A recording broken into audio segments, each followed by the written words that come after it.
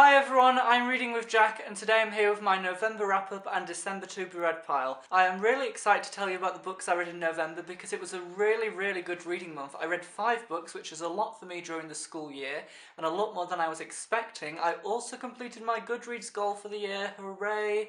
I have now read 25 books and I'm very happy about that. I hope everyone else is going okay with their goals as well. The first book I read in November was a book for English literature. I actually started to read it in October, but I read the majority of it this month. It is The White Devil by John Webster, and I gave this one a 3 out of 5. It's basically a play originally performed in 1612, and it is set in Rome, Italy, and centres around 2 characters, Bracciano and Vittoria, who are basically having an adulterous love affair. I feel like overall the characterisation in this book was really good. It was very precise. Even though it's only a play and it can only be conveyed through speech, I felt like it worked really well. Flaminio as a villain was really unique. He brought a different dynamic to the play, and of course Bracciano and Vittoria, they were really interesting, had great backstories and development, and it was really interesting to see how they changed throughout the book.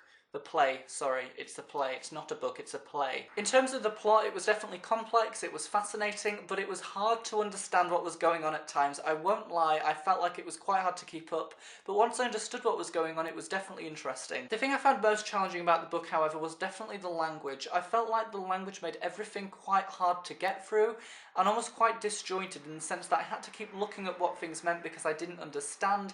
Even though this book does have a few footnotes, it doesn't explain everything. And I think because of this, it's not the kind of book I would recommend for reading for pleasure. It's not the kind of book you would sit down and relax with. You really have to be thinking about it in a lot of depth. It's a 3 out of 5 because it was interesting, but it was hard to understand and it wasn't the most enjoyable. The second book I read was The Prisoner of Heaven by Ruiz Zafón, and I gave this one a 4 out of 5. It was amazing. I always loved the Cemetery of Forgotten Books series. It's a series now.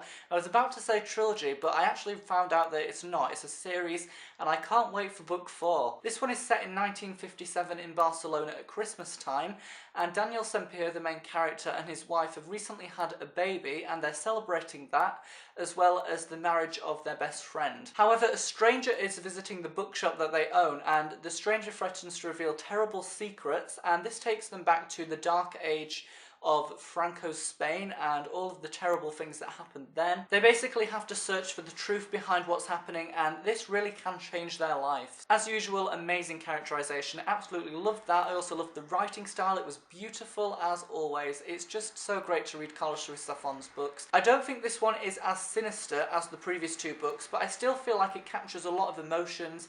It captures elements of the gothic genre and a lot of mystery as well. I feel like overall I was really engrossed in the book. I wanted to keep reading and reading throughout. The reason why I gave it a 4 stars is because it is not as amazing as the previous 2 books. It didn't have the magical spark that they had, but it was still absolutely fantastic. It's so enjoyable. The third book I read is one that I read on my Kindle. It is Femmes by Molière, and I gave this one a 3.5 out of 5. It's a satirical French comedy based around academic pretension and precociousness. There are 2 characters in this book, and it kind of deals with their love and why some people believe they should get married and why other people don't believe they should.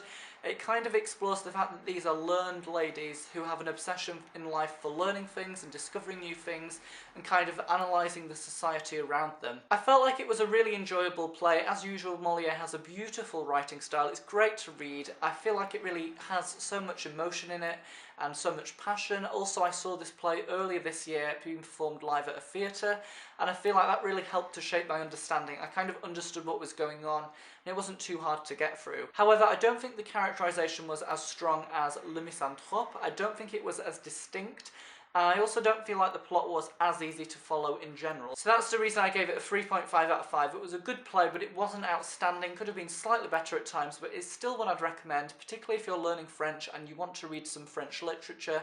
Definitely give Molière a go. The next book I read, everyone, I am so excited to talk about this finally. I have been waiting to talk about it from the minute I finished. It is Miss Peregrine's Home for Peculiar Children by Ransom Riggs. I gave this one a 4.5 out of 5. This is such a good book. It basically deals with the main character, who is 16-year-old Jacob, and he's sent to this abandoned island in Wales, and he finds this house which is abandoned and kind of run down. It's not in a good condition. He explores around this house and finds these peculiar children, and he finds the fact that they are quite dangerous and they are actually more than just peculiar. They are not good, actually, and he kind of explores the characters and learns that they could actually still be alive. It's quite scary at times. It's got a quite creepy tone throughout. The concept is incredibly unique. I've never read anything like it before. It was just amazing. I was completely taken back by it. I was also really fascinated at the beginning with the development of Jacob and his grandfather. Although this part was quite slow, I felt like it was really necessary to create an ominous tone for the entire book. It really was important, I think, and I'm glad that it didn't rush into anything. I really managed to get everything, get the emotions at the beginning. The writing style is beautiful, I have to admit. I know some people think it's quite simplistic and that is a bad thing, but I think it's a good thing. I like the simplicity in this book. I feel like if it was actually really detailed, it wouldn't work as well. I don't think it would be as effective because I feel like with the simplicity, sometimes what's left unsaid is actually more creepy than stuff that's described in a lot of detail. I feel like the creepy tone comes across in a very subtle way, which I really like. And I would also like to point out that this book is so creative in the sense that it has pictures in it, but pictures that are actually necessary for the book. For example, here are a few of the pictures which are in the book. These are just examples of a few of them, and the book's basically kind of structured around these pictures. I feel like that is a really interesting way of going about a book. So 4.5 out of 5 because it was amazing, almost perfection, so enjoyable, absolutely one I'd recommend. One of my favourite books I've read for a long time, absolutely fantastic. The fifth and final book I read this month was one for my book club that I'm part of at Waterstones. It is The Recruit by Robert Muchamore. I gave this one a 3 out of 5. It's basically about some children between the ages of 10 and 17 who are basically classified as cherub agents. The main character is called James. He's recently orphaned and he's basically their newest agent. He is really good at maths, and it kind of explores the fact that he has to go through his training and then his mission begins. I think it's a really interesting concept, to be honest. I feel like it's different, it's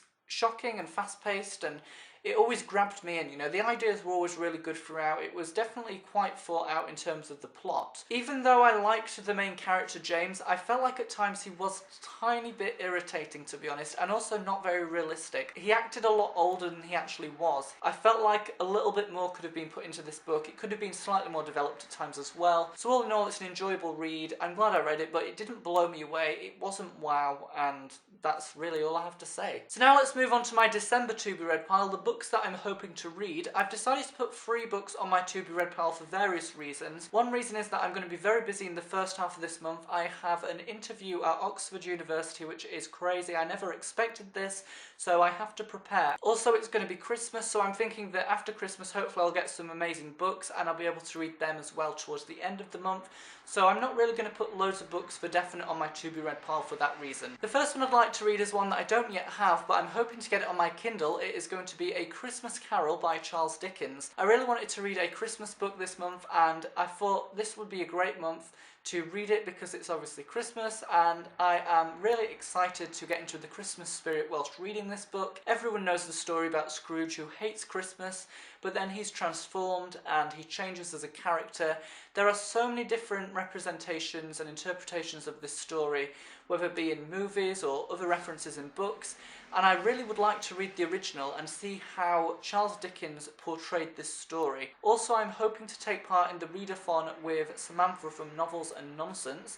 She is doing a Charles Dickens Christmas readathon, which I will link down below in the description to the Goodreads group. I'm hoping to read this particular one as part of that. The second book I'd like to read in December is a collection of short stories, so hopefully I'll get through it quite quickly. It is going to be Four, a short story collection by Veronica Roth. This set of short stories deals with Four, or Tobias, as he is also referred, and it deals with his transfer from abnegation to dauntless. Basically in the Divergent series there are different factions and you take a test to decide which one you belong to, and you can also swap factions. Four is a really interesting character, a character I always want to know a lot about, so I am excited to see what he was like before the first book, before he met Beatrice, or Triss, and hopefully it's going to be an enjoyable one. I don't know if it'll be amazing, because Divergent is very on and off. The first book is amazing and the other two aren't as good, so I've no idea what this will be like, but hopefully hopefully it will be fine. And the final book I'm hoping to read this month is A Monster Calls by Patrick Ness. I've been hoping to read this for quite a few months now, and I am really excited to finally get around to it. The main character is a 13-year-old boy called Connor, and his mum is basically